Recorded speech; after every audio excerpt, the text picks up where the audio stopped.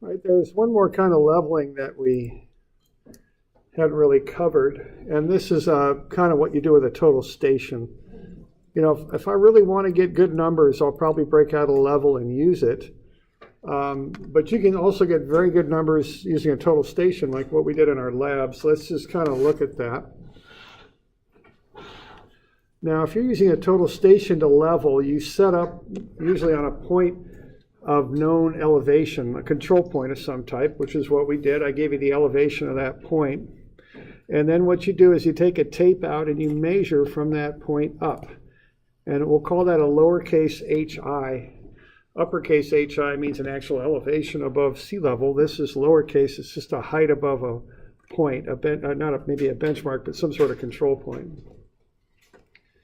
Then if you sight the prism, you can measure the vertical angle there, called an angle of elevation. And I'll call that alpha, and then shoot a slope distance off the prism. So what you're going to have here is this distance right here, which kind of extends out from your telescope up, will be sine of alpha times the slope distance, okay? That gets you up to the prism, the glass that you shot. Now you can measure the height of the glass above the bottom of that range pole there and call that your lowercase hr. That means the height of the rod. So if you put all this stuff together, you can get the elevation of point B.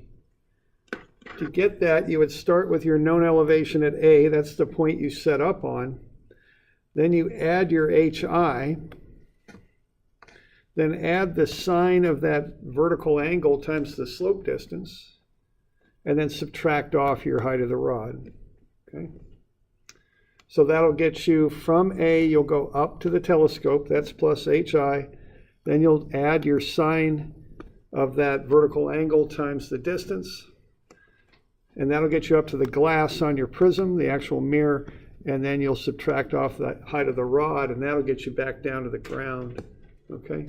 So that's the sequence there. Yeah, question? Can't the total station give you the vertical distance? Yes. Yeah, the total station will calculate this for you right here. And that's why I kind of eliminated some of the columns from that sheet. So this on your total station, and if you show it as an icon, was when you had that.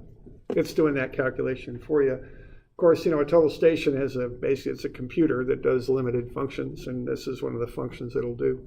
Okay, so that's what that is.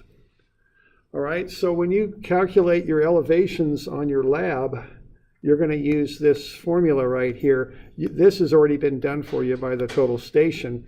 Keep in mind that the hi and the hr are going to be the same on every shot, so you might as well just add them together and turn it into one constant, you know, put it into memory somewhere. You might even take that and add it to the set elevation of A.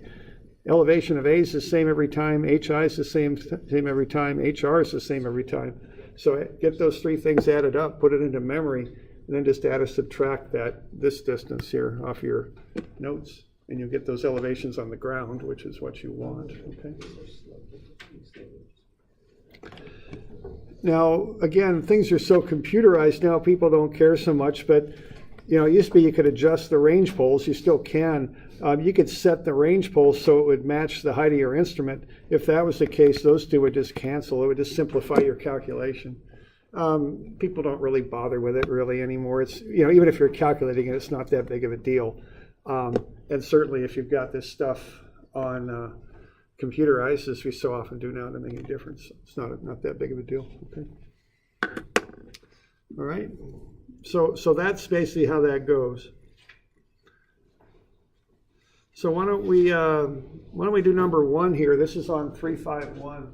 So let's just run through that. Now, there is one funny thing about total stations.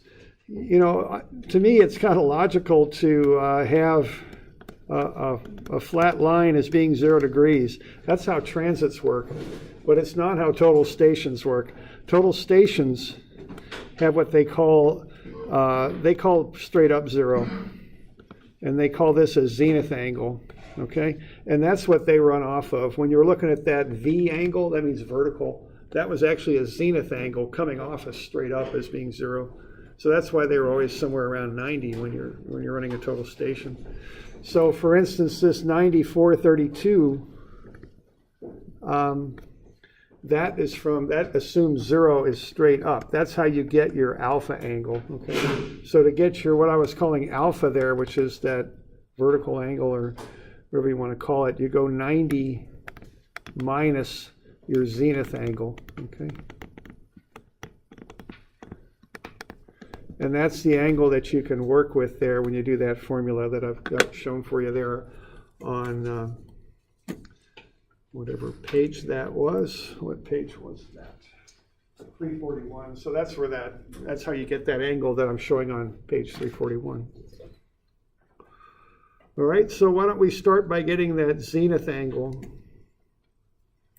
Or not we got the zenith angle. Why don't we start by finding our angle with the horizontal there that I called alpha on page 341. What's that going to be for that first one?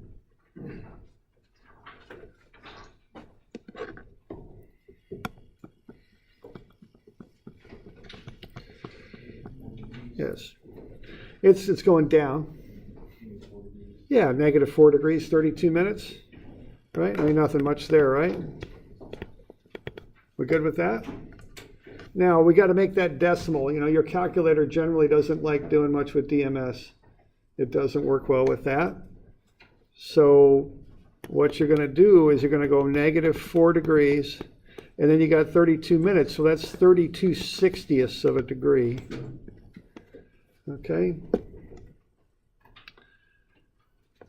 So what we're going to do then is we're going to find that fraction first. So take, in your calculator, take 32 and divide it by 60. And you should get 0.533333, et cetera, et cetera. Okay? And then just add the 4 to it.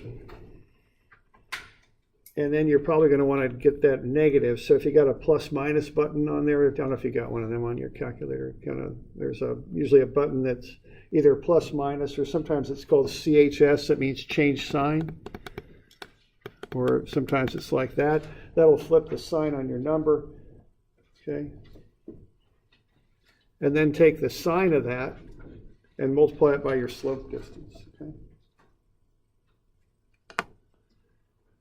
So we're going to want -4.5333 degrees. Now put lots of 3's in there if you're re-entering the number by hand. Don't just go 4.53. Make it 4.533333. Put a bunch of them in there. Okay.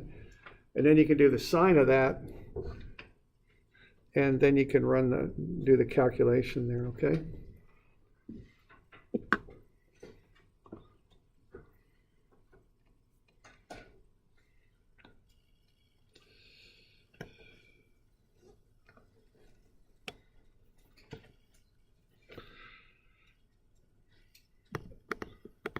We got 256.89.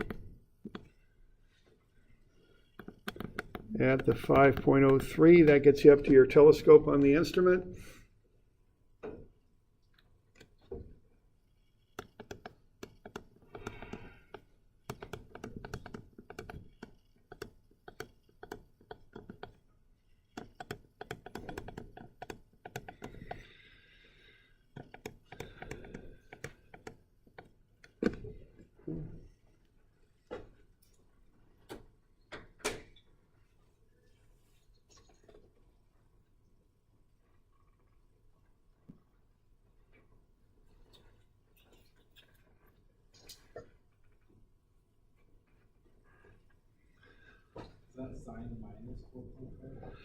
Yeah, because the angle is negative. So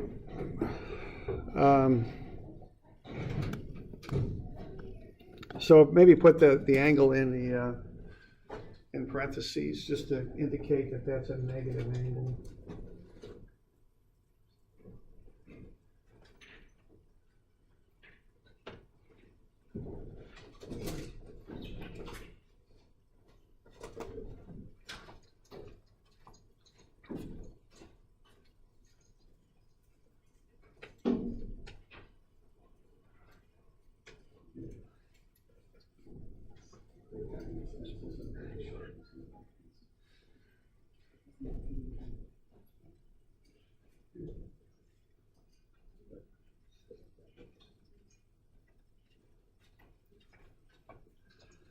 All right, so that's the standard drill there for finding an elevation. You're going to be doing something like that on your lab, with the exception that you don't have to do the sine angle stuff because it's done for you by the processor that's on the total station, okay? So what I would suggest doing is taking your starting elevation. Anybody remember what that was? What's that going? 230 or something? 235.60. 235.60. Take that, add your HI, subtract your HR. Just get that number written down somewhere. You can just use that every time. And then just add or subtract your number from your notes. And that should get that for you, okay?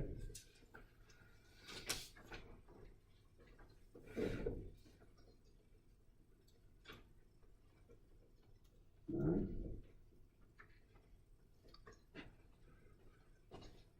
So we good with that? No, what has anybody got this? What does this come out to be?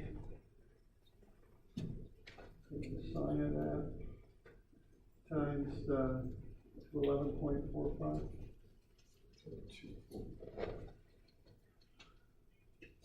I got negative 16.71 for the first one, for that one number. Okay. And and also I just want to be sure you can see what you're doing there. You're going up from the point on the ground to the instrument. Then you're going down in this case. That's that sine, and I'm not going to have room to write all this, but that's the sine alpha times the horizontal times the slope distance. And then you're going to go down by the height of the rod, and that'll get you back down to B. So up to the instrument. Then you go up or down by the sine business, the sine of the angle times the slope distance. Then you go down by the height of the rod, and that gets you back down to the ground, okay? And that gets you the elevation down there, okay? That's basically how that goes.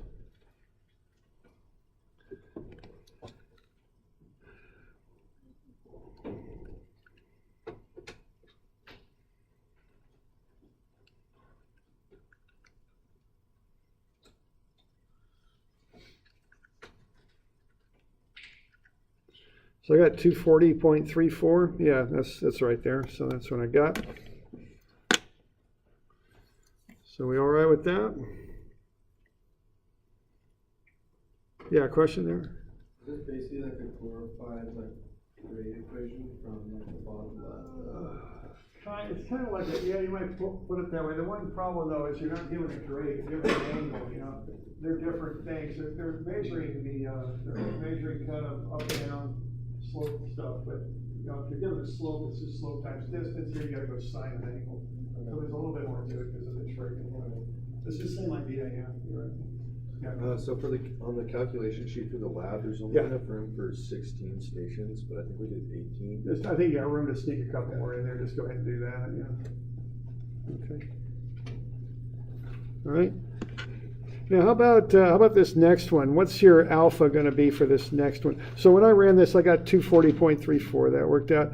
How about this next one? What's your alpha going to be for this one? 90 minus 1. Yeah, so 90 minus 88.22, right?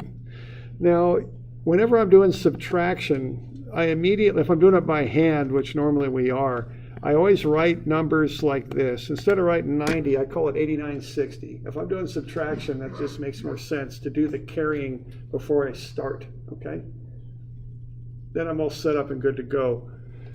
Then I can take away the 8822. It's going to be 1 degree, 38 minutes?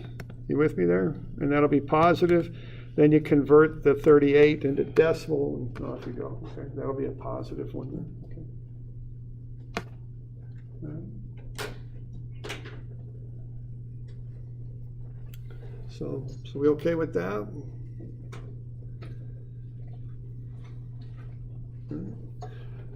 So that's a little bit on this trig leveling, I call it sometimes. I don't know what there's an official word for it or not, but I'll call it that. That's what you do with a total station. you know, you can do very good leveling with this. I wouldn't do like control leveling with a total station. I just wouldn't trust it enough. Here in the valley where we lay our pipes really flat and build roads really flat, I'd be nervous about doing grade staking with a total station too. I don't know, there might be people that do it, but I'd be a little nervous about it just because we got so little tolerance on the real flat slopes we've got here in the valley, you know. But, all right. All right, so that's a little bit on that. Now that's background for your lab. So why don't we, if we're good with this, everybody good? Why don't we have a look at the lab? Okay.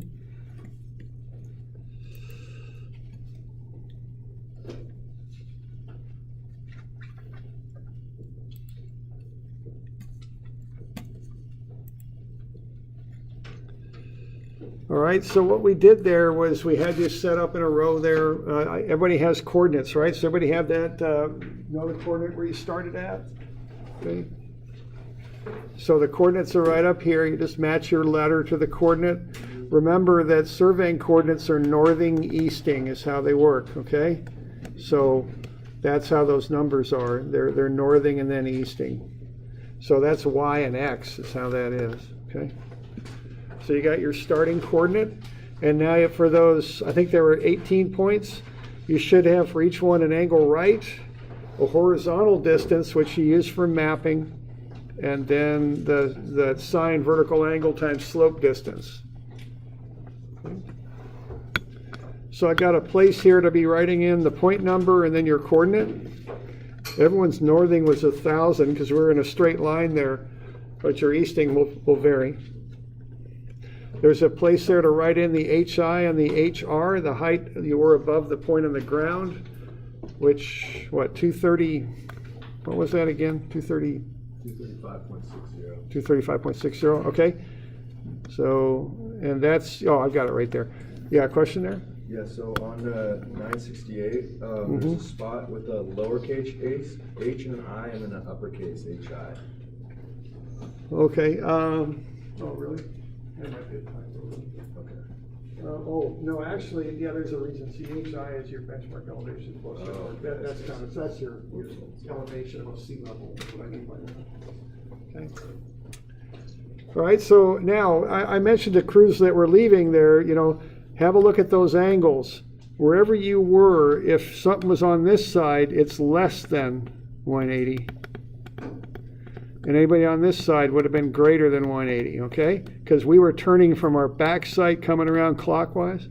Y'all with me there? So just make sure they make sense. These instruments, they very quickly go to angles left sometimes if you hit a wrong button, and that'll throw your angles off, okay? Now, is anyone having a problem with that? Everybody good with that?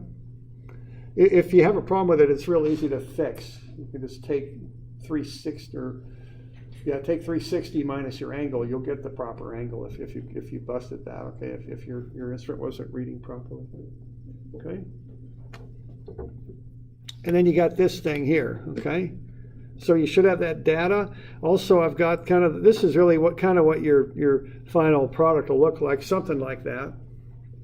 You should have taken some of these measurements. Did everybody get these measurements? The widths of the wall on the fountain, the planar wall width, and this distance right here. Everybody got those? Okay, we're good. Because we want to make a map is what we want to do with this. That's our goal. Okay, good. All right, then we got this calculation sheet here that I've kind of set up for you. All right, so your station number you fill in from the lab. The angle right, fill in from the lab. Horizontal distance, fill in from the lab. And the sine vertical angle. That stuff just comes right off your lab sheet in there. Okay, good. Now we set due north as our back sight. What that means is our angle right from due north is our azimuth. So you just take this number and just pop it in there. This is a general calculation sheet for doing general problems, but this particular one, we set 0 due north, so angle right's equal to azimuth. That just goes right there. Good with that? Okay, so you write down your coordinate up here. Your backside azimuth is 0 degrees, 0 minutes.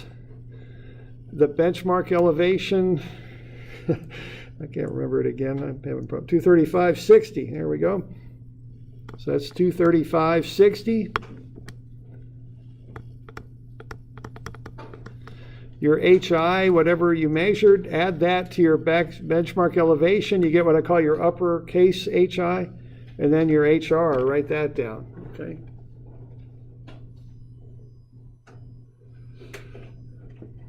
Okay. And then you just kind of run through this like you did on your homework. After that, you convert your azimuth to decimal, and then you've got latitude is what? We've got, it'll be cosine azimuth times horizontal distance. Your departure is sine azimuth times horizontal distance.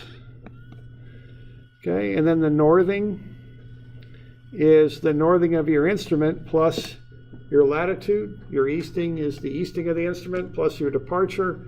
And the elevation you can find using these formulas right up here. So you should get all those elevations lined out and coordinates, X and Y, for the site there.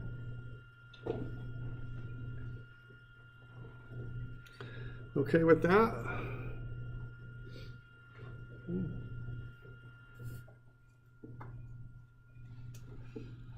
Then the final product should be a map.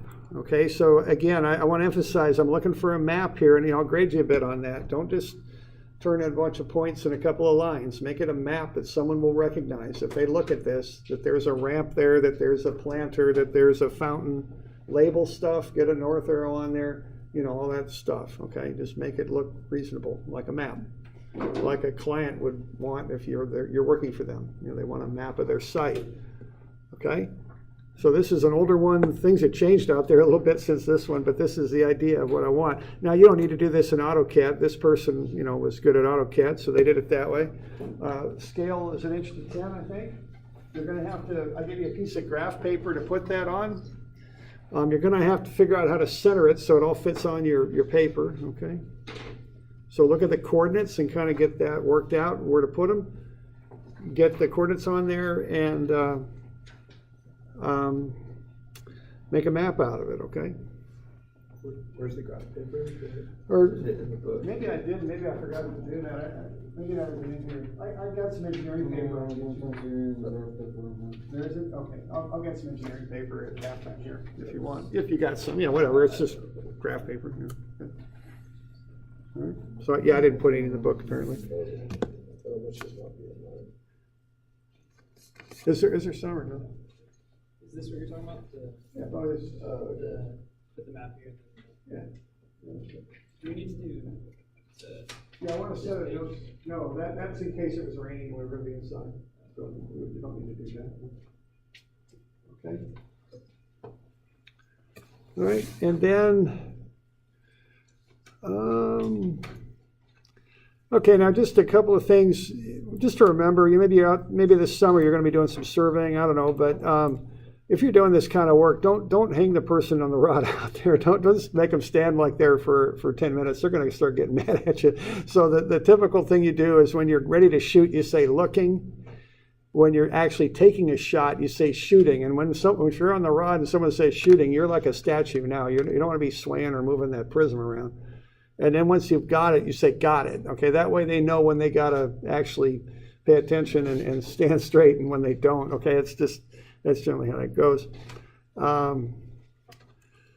Okay, so what you're going to turn in, you're going to turn in a copy of the notes with all the standard info on it. That's on 967. You're going to fill in that calculation sheet on 968, and you're going to create a plot on 969. And that's what you'll turn in. Okay.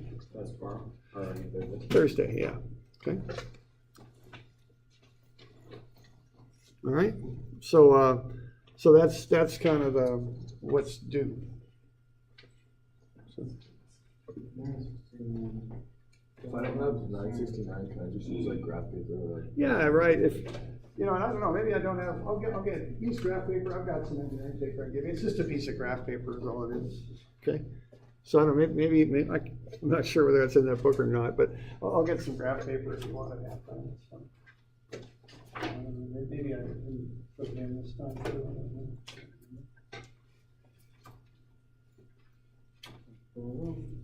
Yeah, I don't think I got it, so yeah. Just any old piece of graph paper is fine. Just be sure it's in inches, not metric, make sure it's in inches, which usually it is. I mean, garden variety graph paper in this country is in inches. All right, so we good with that?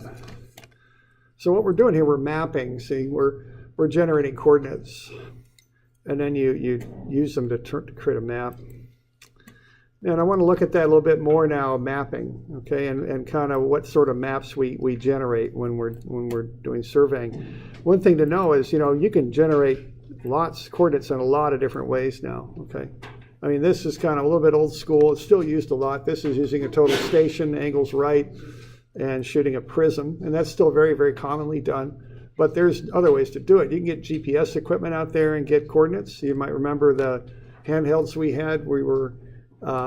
Had coordinates on them. I was in UTM, Universal Transverse Mercator coordinate system there for that.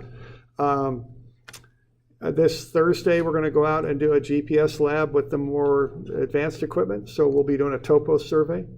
You can do it that way. You can do aerial photography. There's lots of ways you can generate YX coordinates and Zs.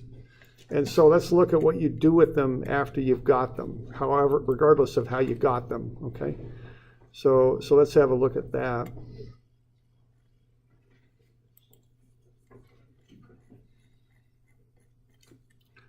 So generally what we want to do is create a map similar to what you're doing right now, and we want to add a few things to them though. All right, and one thing we want to put on here are contours. So let's have a look at page 1011. Now, if you're taking the civil drafting class, you might have seen this before. We went through this. We're going to do it again for this class. So, okay. So, what the purpose of these things is to show elevations on a site, and we care about elevations when we're doing engineering work because one, we can only have things be so steep. A road can only be so steep, okay, or so flat. And also, we care about drainage. We always want to get water off a site whenever you're doing any sort of construction. You're always thinking about how to drain the site. And remember that cross-section lab we did, they kind of made some errors on that, right? That thing doesn't grade properly, doesn't drain properly. So we care about this stuff. So we want to know about elevations. So we do this with contour lines. So we can show 3D elevations on a piece of paper. Most basic feature is a hill. It's on the next page, 1015. So let's say we've got an island out there in the ocean. Let's see how we can make this into a contour map. What you do is you take a can of spray paint and you spray paint every point on that island that is right at sea level. Then you can go up 10 feet and spray paint every point on the island that's 10 feet above sea level. Do the same for 20, 30, 40, 50, and 60. So we're going to spray paint every point on that island that is at these different elevations above the sea. Okay, then we got a bird that flies over the island and the bird looks down and what they're going to see is a bunch of rings is what they're going to see. Each ring connects points of equal elevation together, okay?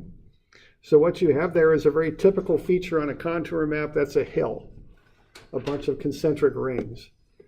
I've written the elevations on the rings. I've also darkened every fifth line that's commonly done. That's called an index line. Sometimes on contours, you get so many of these lines, they're kind of hard to read. So on a lot of contour maps, especially those government quads, they call them, they only label every fifth line and it's darkened just to avoid the confusion of too many numbers on the map. Okay? But this one has every contour numbered or labeled with its elevation.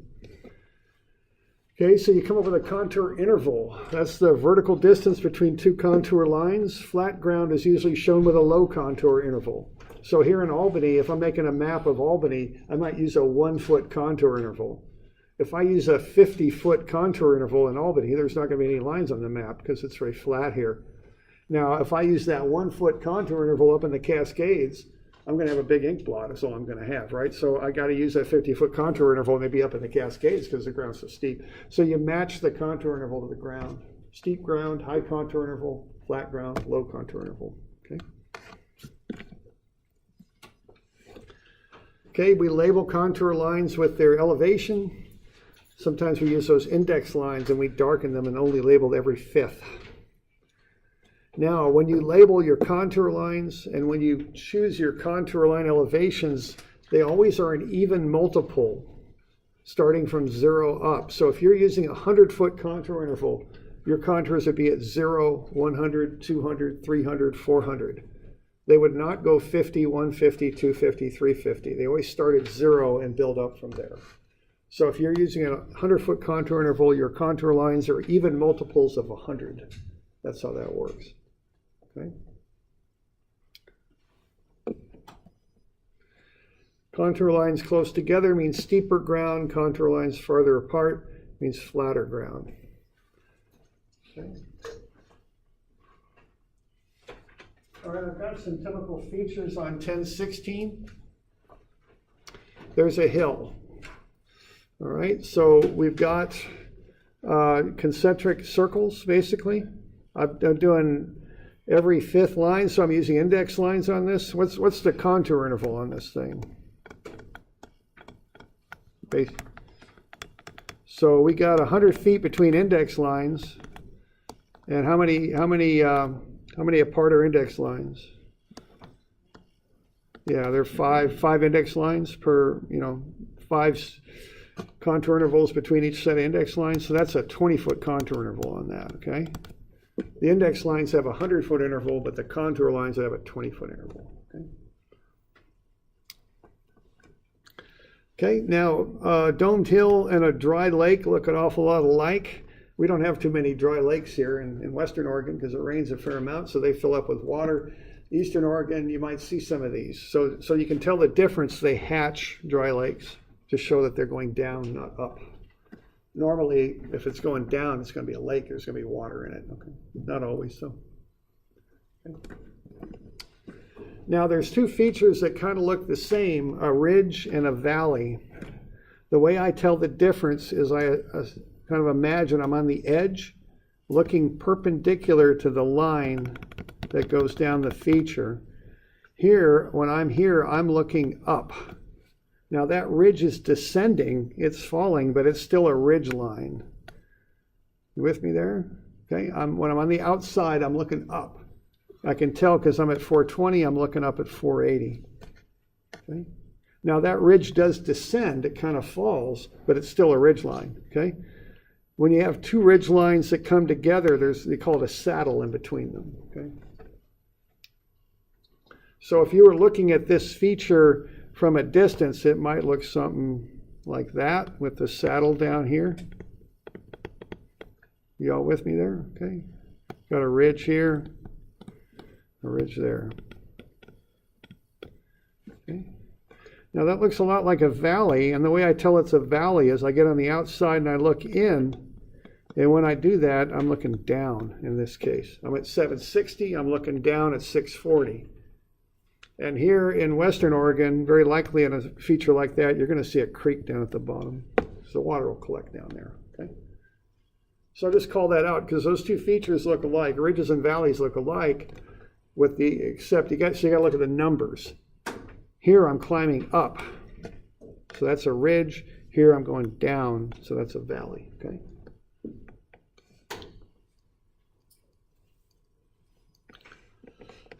Okay.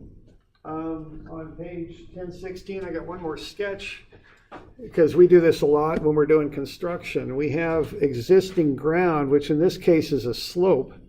Sometimes when you're doing slopes, you even mark them a certain way in engineering plans. They'll put a little feature like that on them, little kind of curved in little hatch thing, and then a line running down the slope. So that's a slope. And what we're going to do, we're going to push some dirt on that thing and put in a building pad. Okay. So we're going to overlay that slope with some new contours. So that's how we show that. The existing is here. Okay, that's a slope kind of going downhill. It looks like we're going to push some dirt out on that and make it into what we call proposed. This is what we're going to do, how we're going to change it. We're going to put a building pad there. Okay. Should it have more solid lines? Oh, it might. I just kind of sketched that up. I don't know. I think it's, actually, I think you're right. Right in here, I'm lacking some there as it drops down. You're right, because that's going to have to jump down there. I think I'm lacking one in there. Yeah, you're right. Okay. So yeah, I'm lacking a little bit of solid lines. Okay. All right, now let's see how we draw these. See, we got to go out and survey to generate these maps. And the thing is, when you're surveying, you don't know the elevation of the ground right when you're surveying, generally speaking, okay? So you just go out and you might survey in a grid, or you might survey in some random points. You just want elevations, okay? So it's not like this, if to get a 100-foot contour, like the surveyors are going around finding 100 foot on the ground every time. They're not. They're just out there shooting points, and whatever they get, all right? Now, once you get this map in the office, you can then make it into a contour map. And the way you do that is you would identify any of the points that they actually shot that were 100, and then you interpolate other points. So for instance, if they shot 2 points right there where we're looking, and here we got 98, and here we got 102, I know that if they did their job and they're picking up any unusual grade breaks or anything, which they should be doing when they're surveying out there, that halfway between that is going to be 100. If I've got one end of a line that's at 98 feet elevation, the other's at 102, some point that line has to hit 100 somewhere, okay? And I would assume it's in the middle, because that's halfway between 98 and 102. Same thing here, 105, 95, I'd assume 100's right there. Now here it gets a little bit trickier. I got 6 feet over, 7 feet this way. So it's not going to be in the middle. If I really want to do that precisely, I'll take that line between, I'll break it up into 13 even pieces, count 6 pieces back, and mark right there to interpolate in. Okay. Yeah, question there? Just goes through the middle of the numbers. What's that, man? It always goes through like the middle of the numbers. Yeah, if you got a high and a low, you assume somewhere on that line, it's where your contour elevation is, okay? And you interpolate it. The assumption is the surveyors are picking up the points and picking up any uneven breaks in the ground. So it's just an interpolation exercise, okay?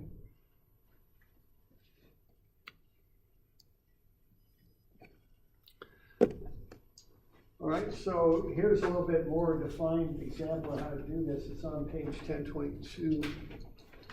Let's say we shot a square that looks like that. We want to put the 30-foot contour in there. Well, here's 28 and 32. I would break that up into 4 even pieces, and then I'll mark 30. It's 32 and 27. I'll break that up into 5 even pieces. Count them out, and I'll mark the one that's 30. Then I connect the dots. Right? Now I got to do a little bit more than that to get a good map, though.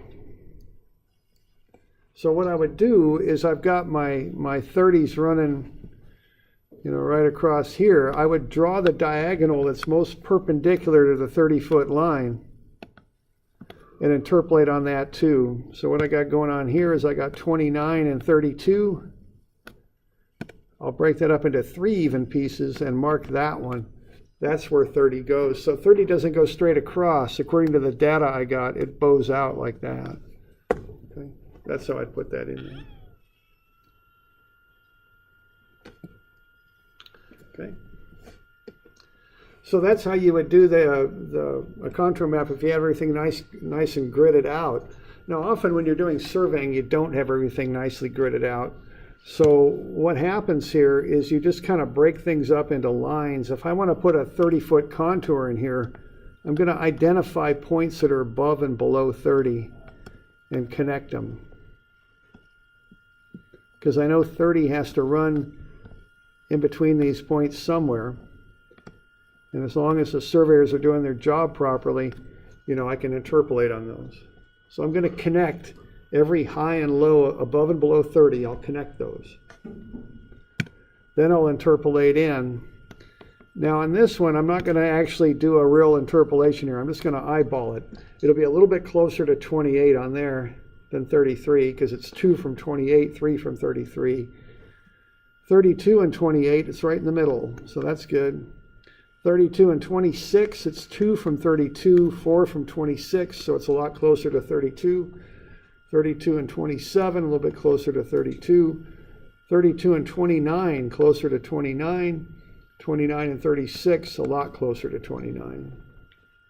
Okay, so there's my 30-foot points, and then I'll just connect them. Okay. So there's your 30-foot contour. And what'll happen here in industry, if you're using a program that does topography, something like Civil 3D or something, or MicroStation or Eagle Point or something like that, is it'll connect every 2 nearby points together and make it what they call a triangular irregular network, or a TIN. And it'll do all these interpolations, and it'll just generate a contour map for you based on that, okay?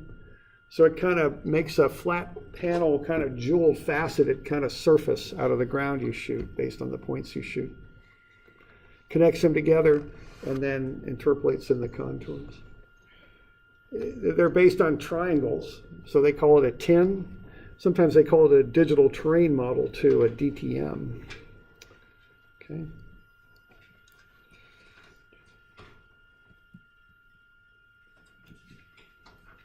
So we all right with that?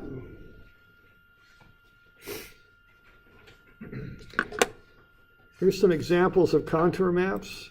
That's just a real simple, what we call a plot plan. So that just shows somebody's house, some contours and some features around the house. This is typically what you put together when you make a plot plan. So we've got the house and the garage and the driveway and the sidewalk and some trees in the back and the street out front. We got a north arrow and a scale, and we got the contours on there. Okay. Here's a little fancier one. This has a little bit more information on it. Now what we're doing with this one, and I don't know if you have all these in your notes or not. I think you do. That first one was 1031. Yeah, this is 1032 I'm looking at now. So what we got going on there is we got 3 things going on. We got the lot, okay? So the lot itself is shown running around here. That's the legal boundary. We've got the stuff that's out there. We got a house, we got a garage, driveway, got a fence going around the house, like so.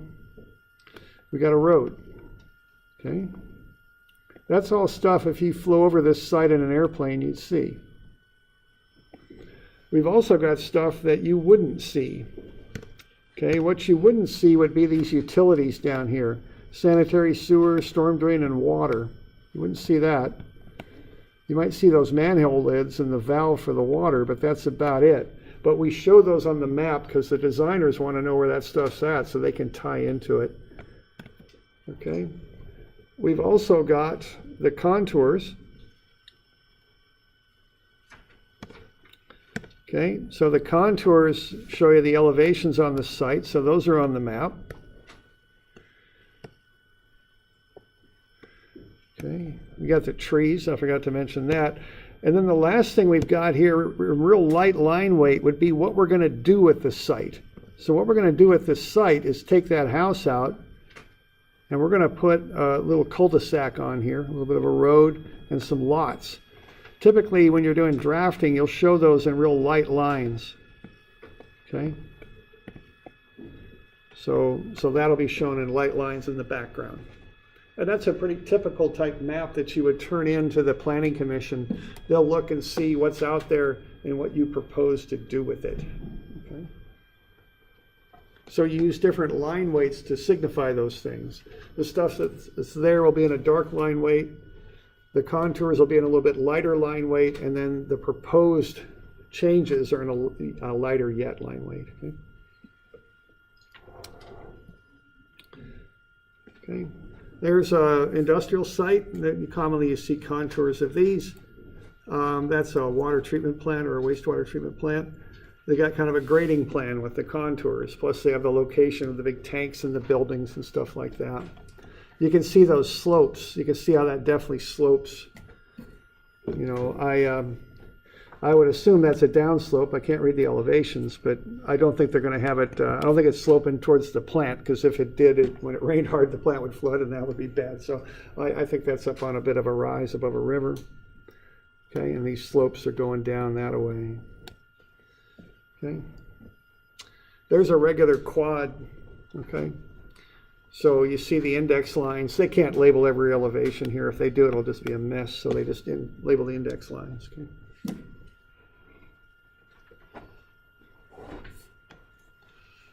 All right. So that's a little bit there on contours. We'll why don't we take a break here till, are there any questions on that for starters? Okay. All right.